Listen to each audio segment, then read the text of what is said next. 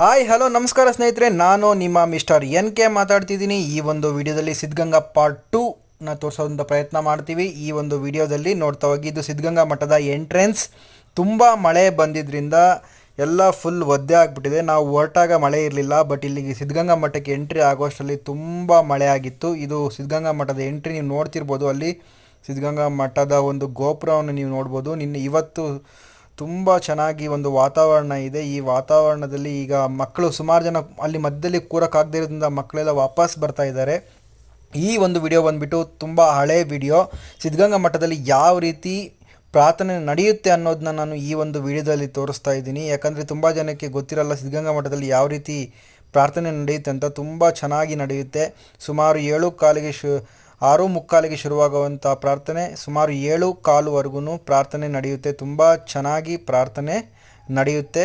ಇದು ಮುಖ್ಯವಾದ